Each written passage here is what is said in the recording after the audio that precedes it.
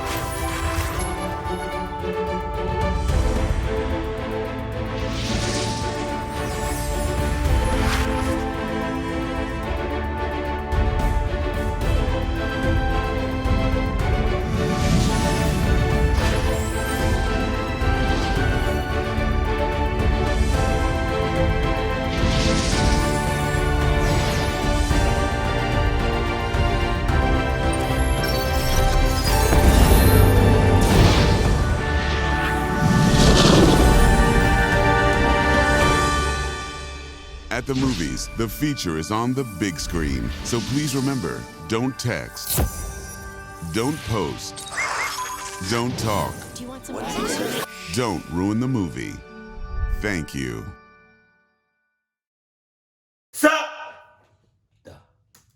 Today, we're going to look at 3 places you can't go and people who went there anyways. But before we get into today's stories, if you're a fan of the strange, dark, and mysterious delivered in story format, then you come to the right place because that's all we do, and we upload once or twice every week. So, if that's of interest to you, please gently pull up behind the like button at a red light, and the instant it turns green, immediately lay on your horn to speed the like button up. Also, please subscribe to our channel and turn on all notifications so you don't miss any of our weekly uploads. Okay, let's get into today's stories.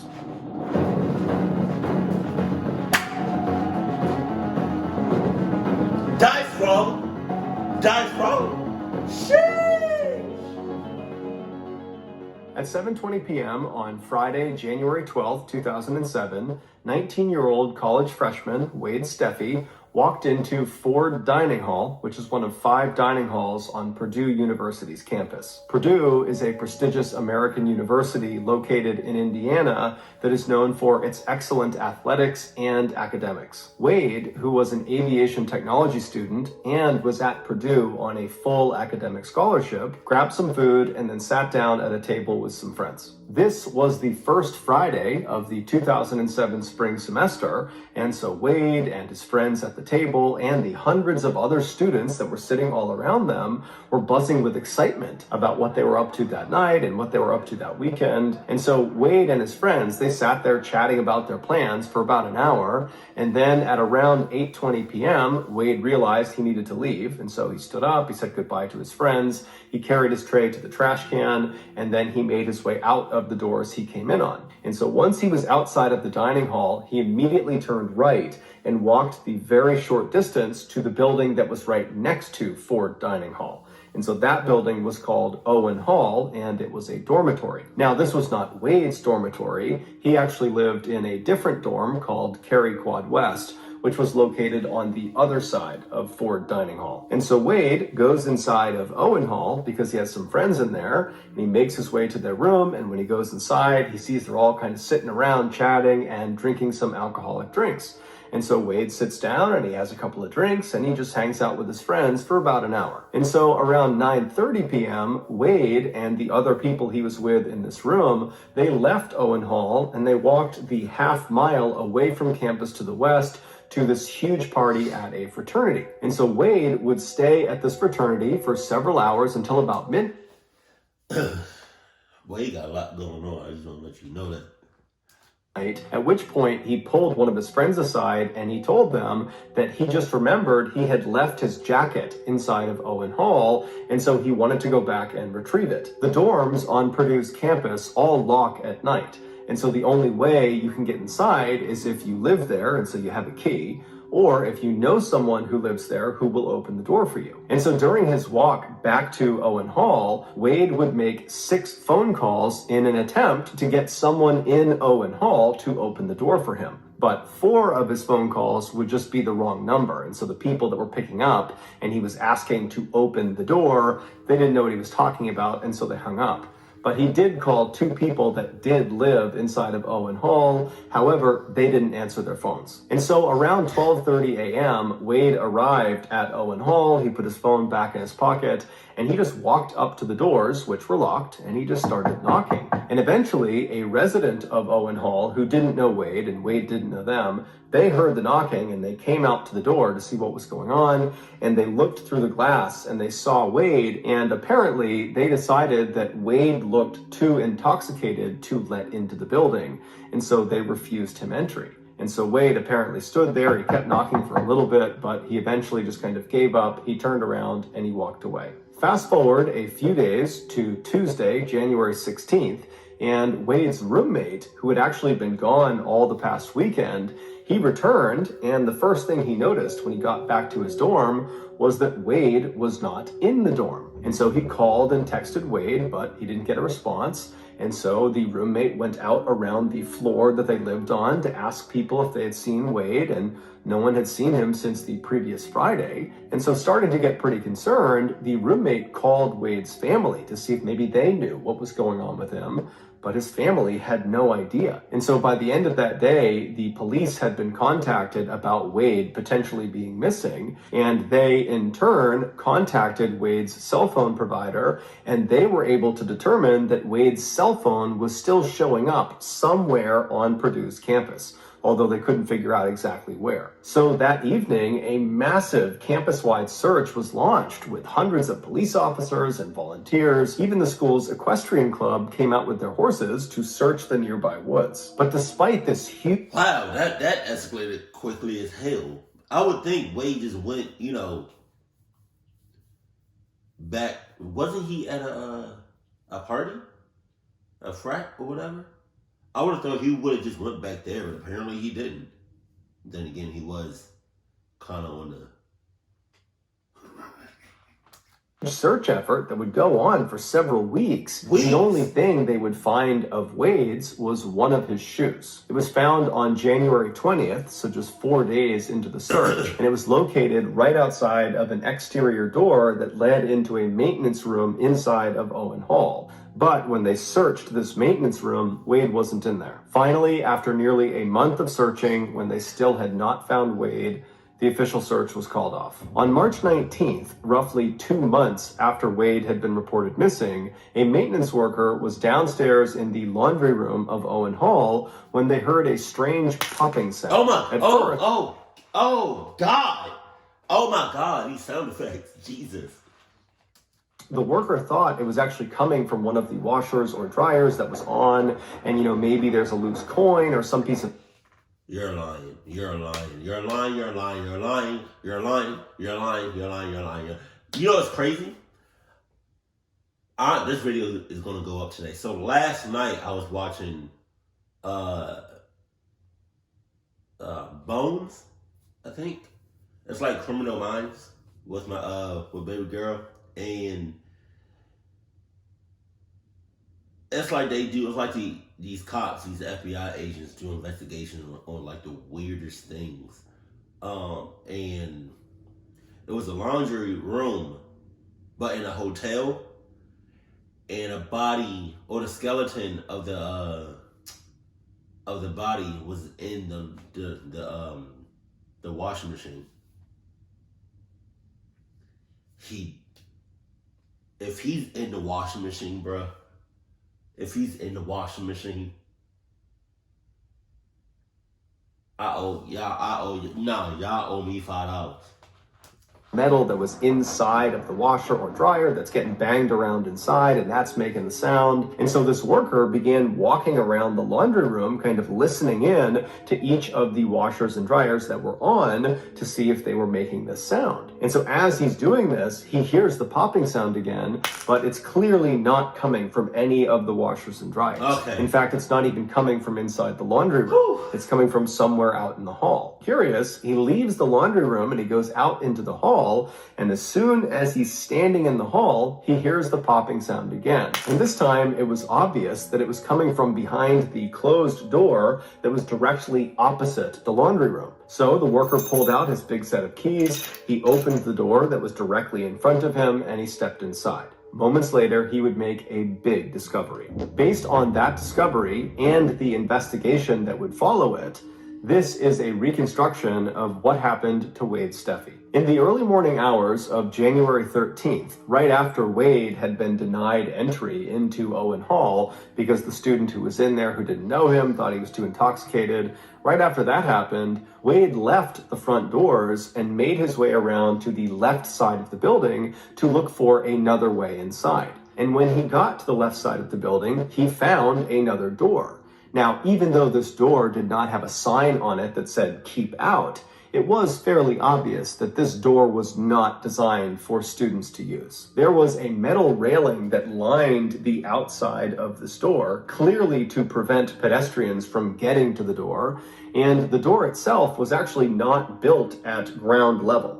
It basically was built at basement level. So you'd be standing at this railing looking down at the door. And down in front of the door was a slab of cement right out in front of it that gave the door enough clearance to be able to open. And so basically there was a railing around a pit, and that was where the door was. The proper way to get to this door was to literally climb over that railing and jump down into this pit. And then you'd need a key to open this door because it was always locked. Well, it was supposed to always be locked. And so somebody was in cahoots. Somebody was sus. Somebody was sus hoots. Wade saw this clearly off-limits door on the side of Owen Hall. In his drunken state, he decided it would be a good idea to try to go into it, because in his mind, he thought, whatever is behind this door doesn't really matter. As long as I can just get inside of some part of Owen Hall, I can find my way up to my friend's room and I can get my jacket. And so he rushes over to the railing, he climbs over, he leaps down into that pit area, he grabs the doorknob of this off-limits door and he pulls on it, and it's open. So he opens it up, he steps inside, and it's totally pitch black. And all he can hear is the sound of machines humming and whirring in the darkness. And again, in his drunken state, he decides this is still a good idea. His only concern was he couldn't find a light switch, and it really was basically pitch black in here. And he was worried once the door shut, not only would his only light source be totally cut off, but it might actually lock behind him, and then he'd be trapped inside of this room. And so he took off one of his shoes and he tucked it in the door jamb of the door he came in on to keep it open. And so with the door propped open behind him, he began walking into this room. And pretty much right away, he bumped into this big metal structure. He couldn't see what it was because, again, it was too dark, but he could feel it. And he could tell, it was a flat metal structure. It felt like a machine of some kind. And he could hear that it was one of the machines that was buzzing and whirring. And so he just decided he would try to walk around it. Because again, his goal is just to get through this room and find another door somewhere and kind of continue his journey up into the dorm. And so Wade began moving his way left along this machine, kind of believing it was going to come to a stop at some point, and then he could walk around it. But it would turn out this machine was very big, very wide.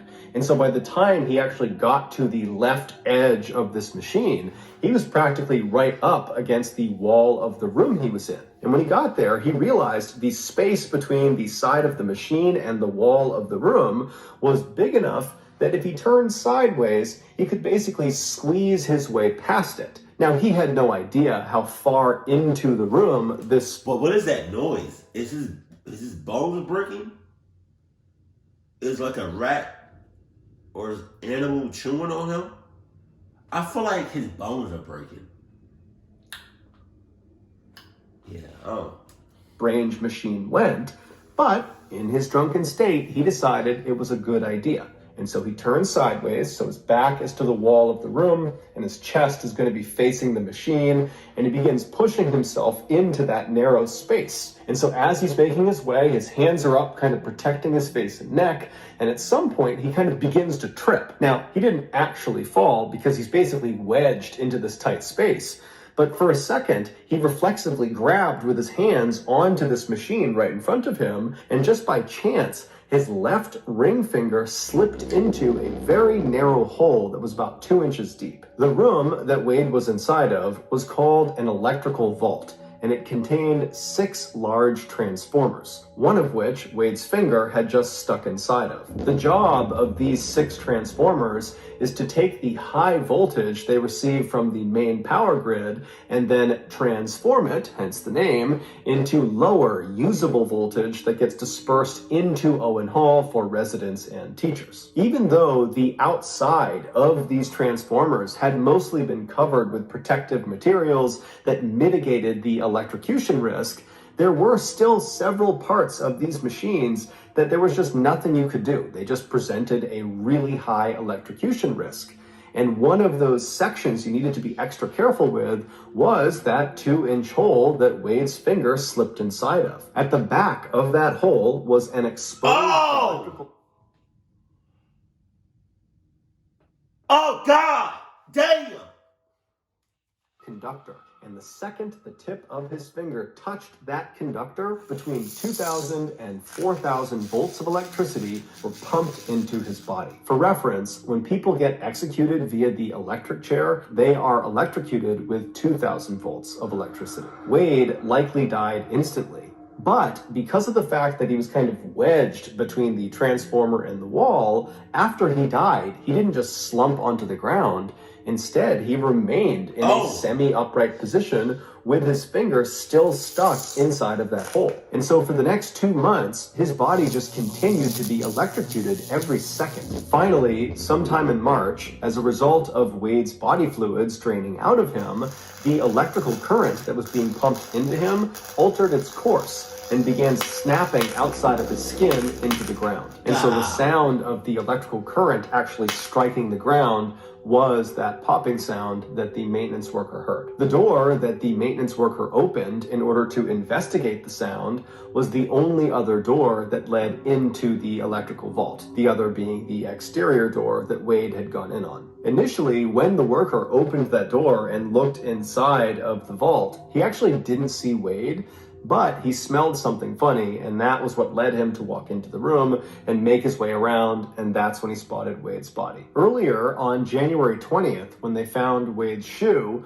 which at some point had just slipped out of the door jamb, so it was not propping open the exterior door when it was found, it was just sitting in that pit area, and the exterior door was shut. And so when they found that shoe, the police, they did go inside of the electrical vault, but they didn't go in through the exterior door. They went around and went in the same door that the maintenance worker opened from right across the hall from the laundry room. And when they opened it up, they just looked into the room. They didn't walk into the room, they just looked from the doorway, and from their perspective, they couldn't see Wade. And so that was why initially they had said, Wade is not inside of that room. Ultimately, because that exterior door to the electrical vault was supposed to be locked at all times, and clearly it was not, because that's how Wade got in, Purdue was found to be negligent, and so they agreed to pay Wade's family $500,000, and they also set up a scholarship in Wade's name. Before we get into our next story, I want to tell you about today's sponsor.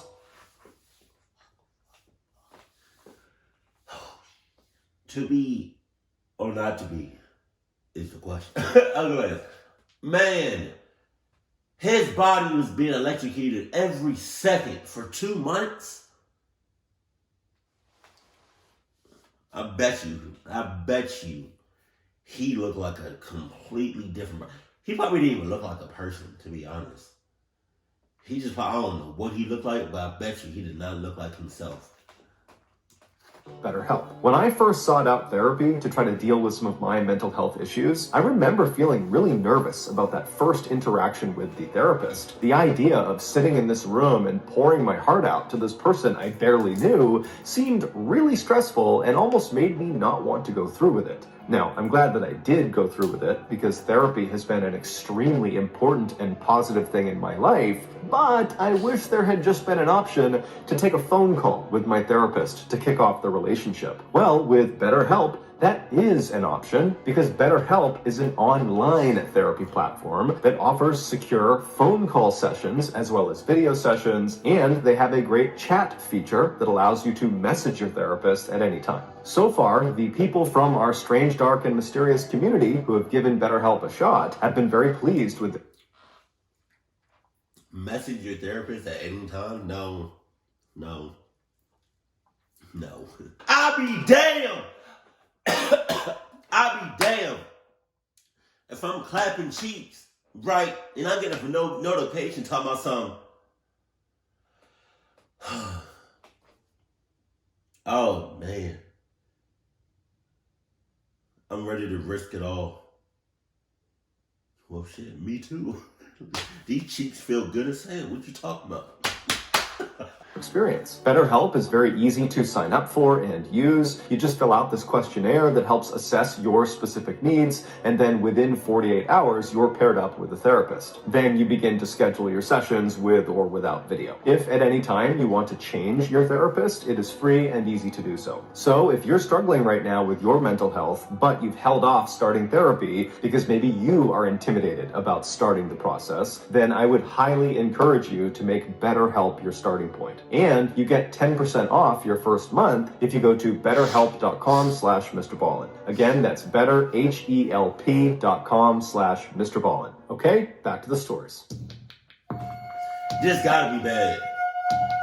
During the California Gold Rush of 1848, hundreds of thousands of Americans living on the east coast of the United States packed up their things in covered wagons and headed west for California to attempt to, quite literally, strike gold.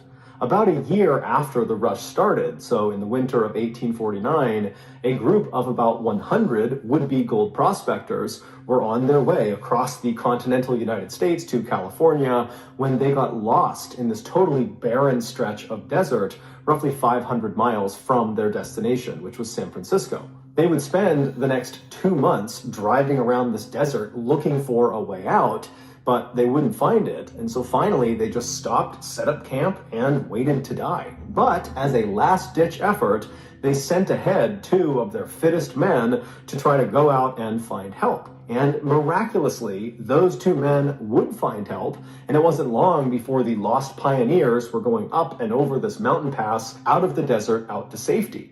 And so as the pioneers are cresting this mountain, one of the pioneers turns and looks down at the desert valley below where they almost all died, and he famously said, "Goodbye, Death Valley," and the name stuck. While Death Valley has since become a very popular tourist destination for adventurous people. Really?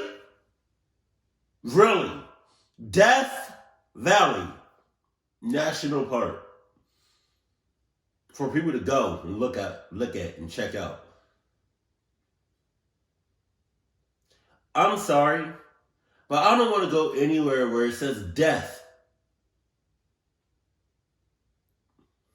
It's the reason it's called death.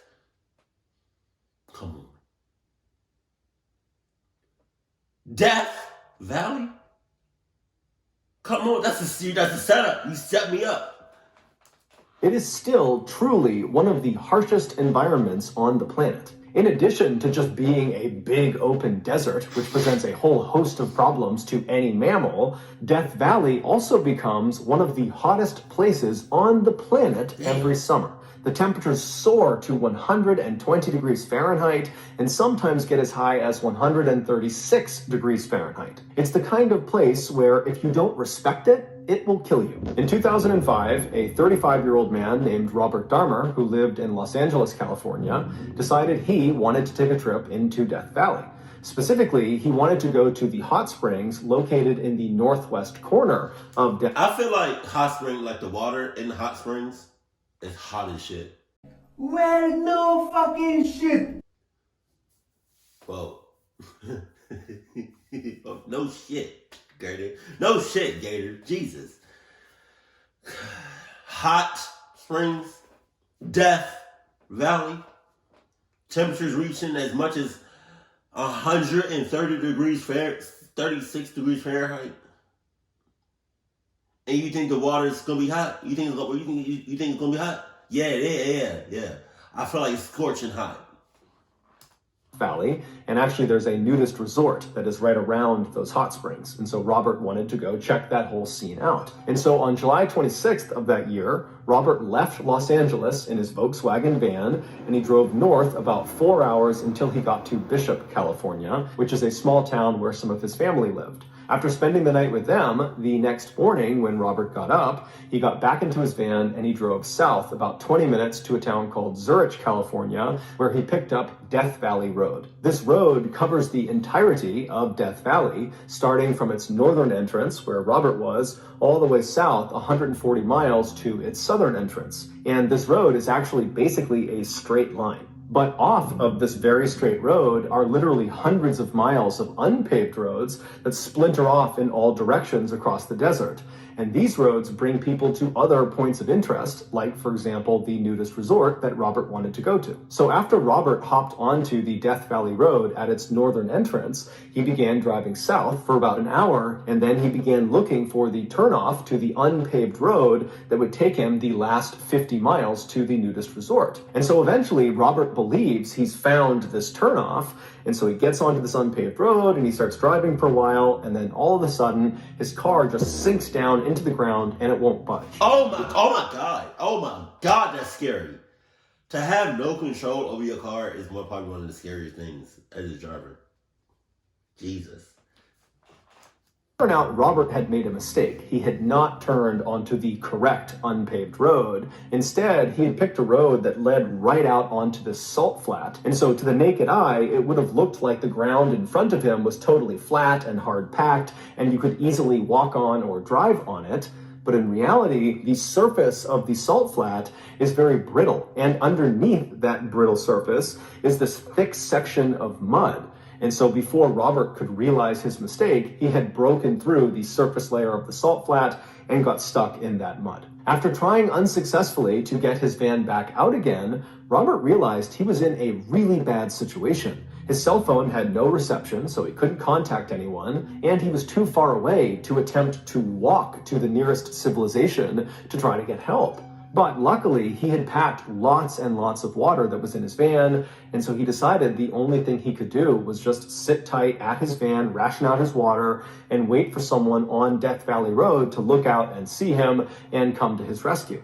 But after waiting for 6 days, no one saw him. And now his water supply was dwindling, and so Robert decided his only option was to abandon his van and make the walk to civilization. And so he packed up all the water he could, he threw it on his back, and he began to walk.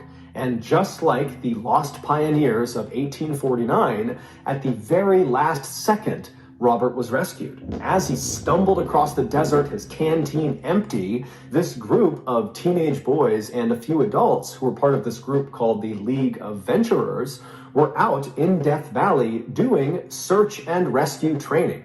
And so they literally turned onto the same road that Robert accidentally turned onto and then got stuck on. And so they came down and found Robert. And Robert, when he saw them, he was hysterical. He was crying tears of joy. He really believed he was going to die probably that day.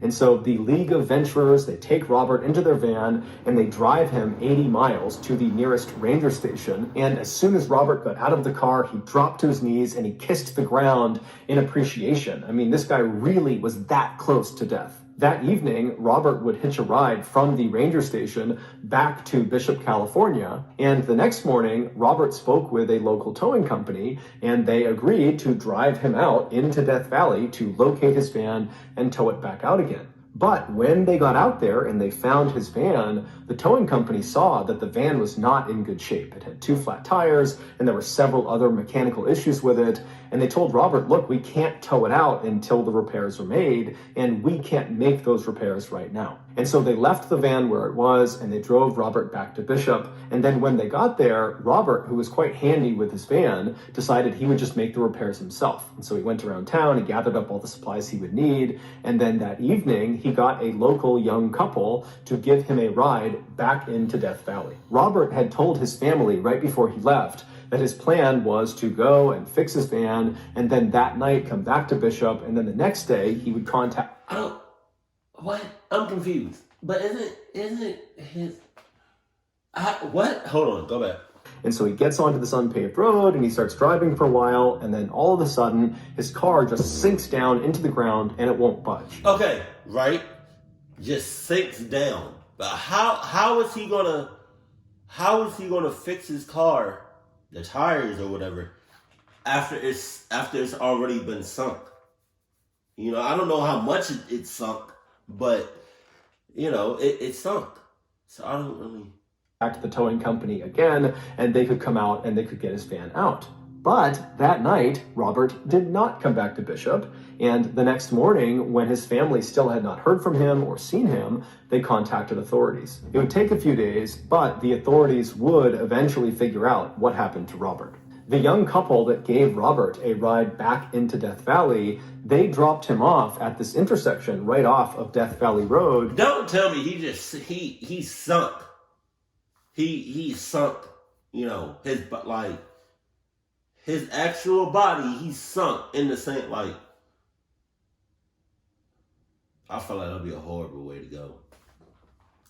Where they and Robert believed was only about a mile away from that nudist resort that Robert had originally wanted to go to. Robert had told the couple that his plan was just to walk from that point. He would go to that resort and he would recruit somebody else to drive him the rest of the way to the van. He could make the repairs and that person would drive him back and that would be it. So Robert got out, he said thank you to the couple and he waved to them as they drove off, and then he stashed his van supplies and then turned away from Death Valley Road and began walking along this unpaved road into the desert. However, unbeknownst to Robert or to the couple, the spot he was dropped off was the wrong spot. He was not a mile or less away from this resort. He was about 15 miles away from this resort, and the path was fairly circuitous, so even if he knew the distance, he likely would not have been able to even navigate his way there. And so after wandering down this unpaved road for about 10 miles, Robert left the unpaved road and began heading out into open desert, likely seeking water. Where he Robert going? would eventually collapse and die just 4 days after he had been rescued from the exact same situation. When his body was found, he didn't have a GPS or a map or even a container for water. Where was he going? My hair? In late 2002, 25-year-old Jason Chase worked as a sheep shearer in an area called Gisborne, which is located in the northeastern section of New Zealand.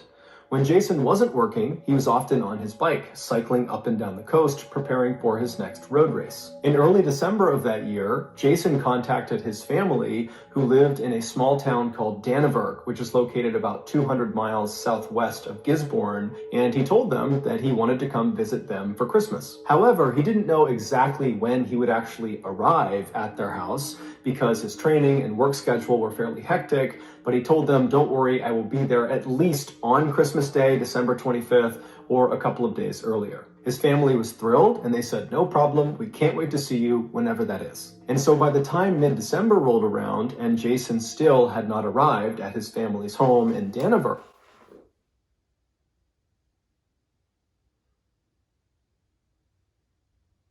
He has to be related to The Rock. He has to be related to The Rock. his family wasn't concerned at all. However, that would soon change. On December 13th, a hunter was driving along the many winding back roads of the Ruahine mountain range. This mountain range, which is located about 8 miles north of Dannevirke, is a very isolated and rugged wilderness area that's full of steep gorges and gullies and very thick brush. And so as this hunter rounds the turn on this road, he looks up ahead and he sees there's a car parked on the side of the road. And so this hunter pulls up right alongside this car and he looks over and he can tell, there's no one inside of it, there's no obvious damage to the car. And then the hunter began kind of scanning around the area to see if there was some obvious reason someone would stop right at that particular spot. But when he looked around, all he saw was thick trees on either side, and the mountain kind of sloped down on either side. And so there was nothing unique about the spot. And so something just kind of struck the hunter as odd about this car. It just seemed totally out of place. And so operating on a hunch, the hunter would leave the mountain range and head into Dannevirke, and he would contact police and he would tell them about this car and where it was located, because in the hunter's mind, maybe someone had been reported missing in the area and maybe this car is connected. And so after hearing about the car, the police did not know of any missing person cases that were connected to a car that matched the description the hunter had given. But just to be safe, the police hopped in their vehicles and they drove up into the Ruahine mountain range and they went to the spot the hunter described. And sure enough, off to the side of the road is this parked car, and it's still unoccupied. After inspecting the vehicle, the police came to the same conclusion the hunter did, that there was no obvious signs of damage to the car that might have forced someone to abandon it. And then when they looked in the window at the gas gauge, they saw the gauge was full. And so the police kind of wandered around the area, kind of doing an initial search to see if maybe the owner of this car was nearby. But, there was no one there. They're in this very isolated part of this wilderness area. And so the police just took down the license plate of the car and they went back to their station. And when they got there, they ran the license plate number, and it turned out the car belonged to Jason Chase. When Jason's family was contacted about, why is Jason's car up in the Ruahine Mountains, where's Jason? His family was pretty surprised. They explained to police that Jason had made plans to come visit them around Christmas time, and so they were expecting him to come this way. And the Ruahine mountain range, it is only 8 miles away from Dannevirke, so in theory, maybe he stopped there on the way to their house. But they told police that just didn't make any sense. So as a precaution, the police decided to launch a search for Jason. And unfortunately, despite hundreds of people on the ground searching the Ruahine mountain range and helicopters overhead flying all over the place, no trace of Jason was found. And so the official search was called off right before Christmas, but Jason's family and friends, they continued to look for him. And on January 3rd, they would find him. One of the family friends who had agreed to continue looking for Jason after the official search had shut down was a farmer who owned a plane. And on January 3rd, as he did one of his passes over the foothills of the Ruahine mountain range, he looked down and he saw this bright red thing that looked totally out of place. And the pilot couldn't tell what it was, and so he took note of its location, and then when he landed, he passed those coordinates off to the ground team. And so the ground team, they made their way over to this location, which was quite far away from where Jason's car had been. And after making their way through some very thick brush and some very steep sections, they eventually walked out to this big open clearing. It was a dry riverbed, and right in front of them, in the middle of it, was the bright red thing. It was Jason's shirt, and Jason was still wearing it. He was found lying on his left side with his legs stretched out. He had on his bright red rugby t-shirt, some khaki shorts on, and he had no shoes or socks on. According to the searchers who first saw Jason in this dry creek bed, they would say the scene was very peaceful, and it almost looked like Jason had lied down to fall asleep. But Jason was not sleeping, he was dead. Jason had no visible injuries, and there was no sign of a struggle in the area. In fact, it didn't even look like Jason had been in the wild for very long because his clothes were pristine, and despite being barefoot, his feet were in great condition. Despite a lengthy search around the area where his body was discovered, his shoes and socks would not be recovered. The only thing they found in the area was a water bottle that belonged to Jason. Adding to the mystery of what happened to Jason were the results of his autopsy. The pathologist was unable to find any injuries. Jason also seemed well nourished because he had food in his stomach, and he was hydrated because there was urine in his bladder. His toxicology report also came back negative for all drugs, medications, and a range of common poisons. The only odd thing the pathologist found during the autopsy was that Jason had 2 very small ulcers in his duodenum, which is the first part of the small intestine. According to this pathologist, these type of ulcers only appear from acute stress moments before death. However, these ulcers don't indicate what caused the stress. Typically, things like severe injury or septicemia, which is blood poisoning, will cause these stress ulcers. But Jason had neither of those. So at the end of the autopsy, the pathologist concluded that Jason had not been the victim of a homicide, he had not committed suicide, he had died from, quote, obscure natural causes. Interestingly, though, the pathologist was able to determine with some certainty that Jason died on or around December 30th. Which means he was alive for the entirety of the official search for him, as well as the bulk of that private search conducted by friends and family. After the autopsy results came out, Jason's case was closed, and his family, despite having lots of unanswered questions, was forced to just move on.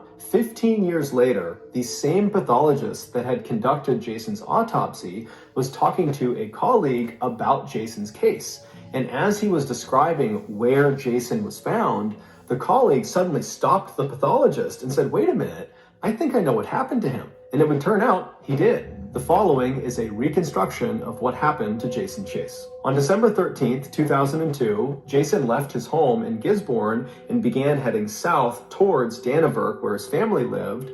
But before he got to his family's home, he took a detour up into the Ruahine mountain range, where he eventually parked his car on the side of the road. Once his car was stopped, he got out and collected his backpack and sleeping bag. Those were two items that were never discovered during the search or after his body was found, but it was later determined they were missing from his vehicle.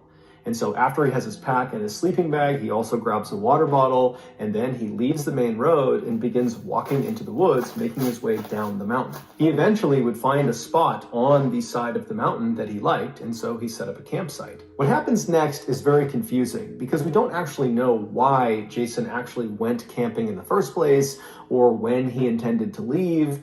But we can make one assumption. Whatever he was doing in the mountains, he planned on wrapping it up in time to still get to his family's house in Dannevirke on or before Christmas Day, December 25th. So from December 13th, when he first got out of his car and entered the wilderness, until December 25th, it's believed Jason was, by choice, out in the wilderness of the Ruahine mountain range. And so as this huge search is launched for him in the area he is in, it's entirely possible that he either did not see any of the searchers. This is a very rugged and heavily forested area, and so that's not totally outlandish.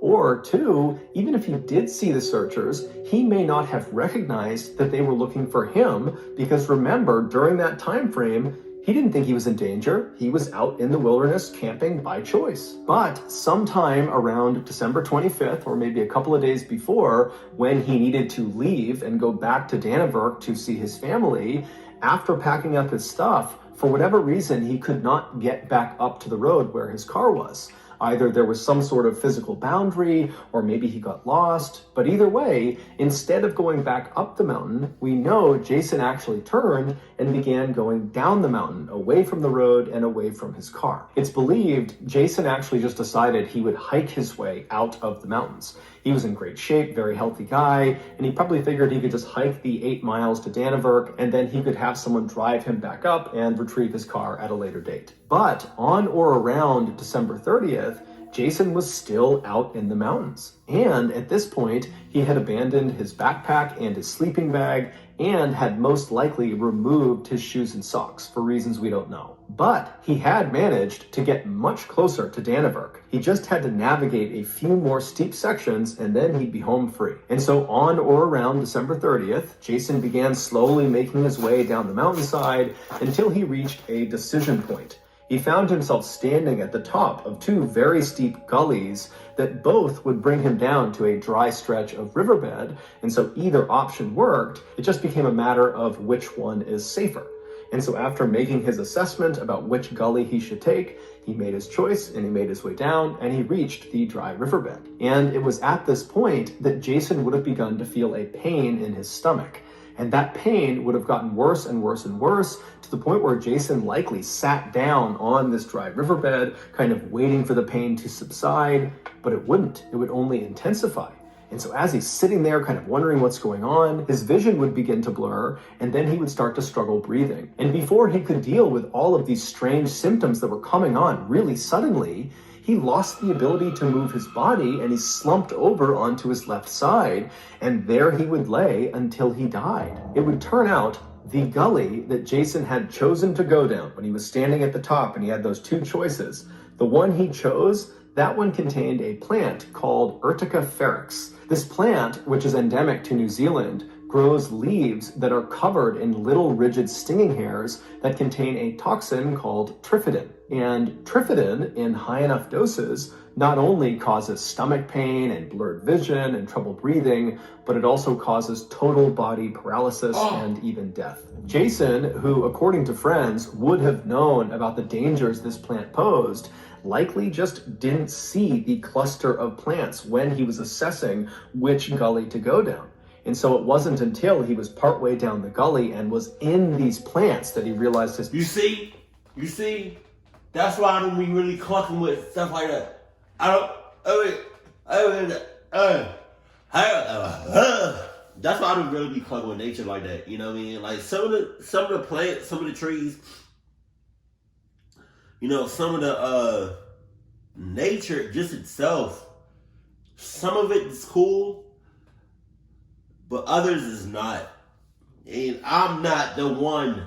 I don't even know the difference between poison ivy and like regular, like, this is why I don't really be touching stuff I don't got no reason to be touching. You know, Farasha, she just, you know what I mean? Hey, what's this? Let me touch. Nah.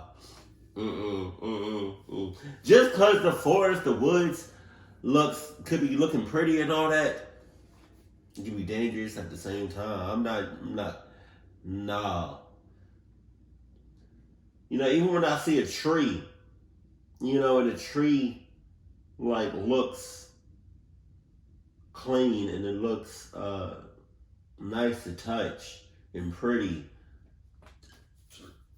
I'm most likely not gonna touch it, you know, without no gloves.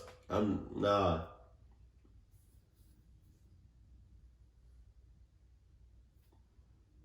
I don't really be touching stuff like that, to be honest with you. I don't. And I'm always looking. Mistake, but when he turned to go back up, it was just too steep.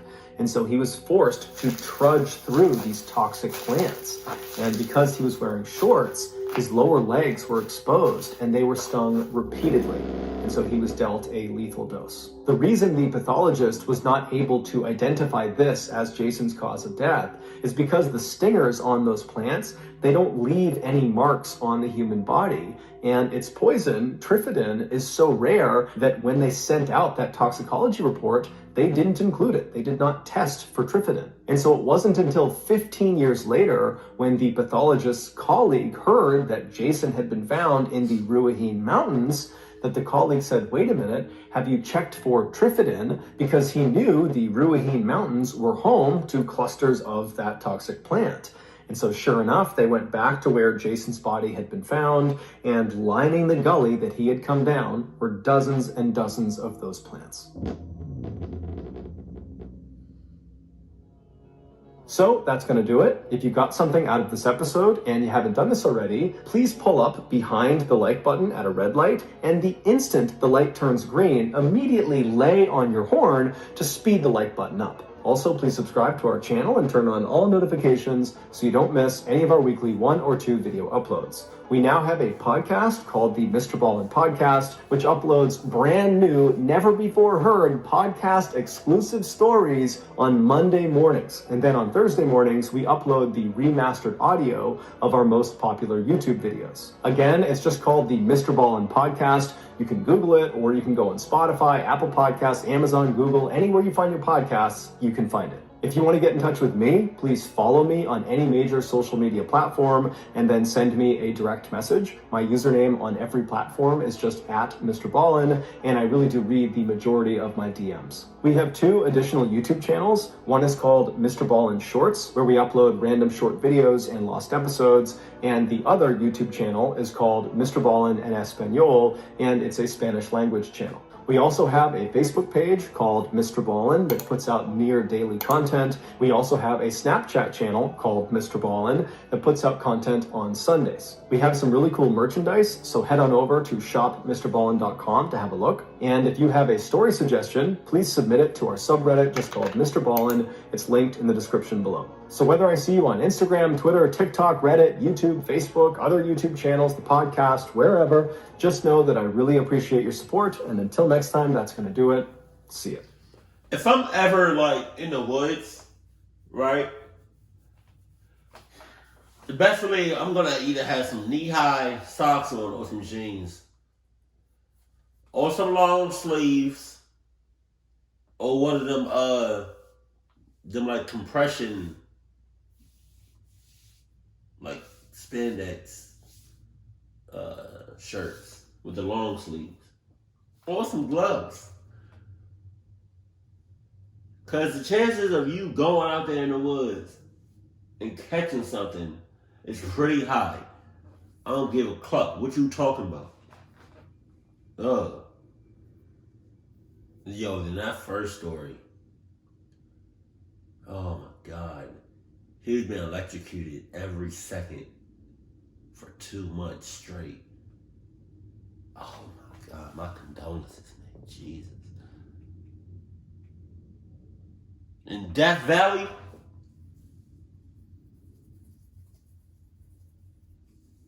you got that. Keep cool, keep classy, and I love you. Stay happy, my family.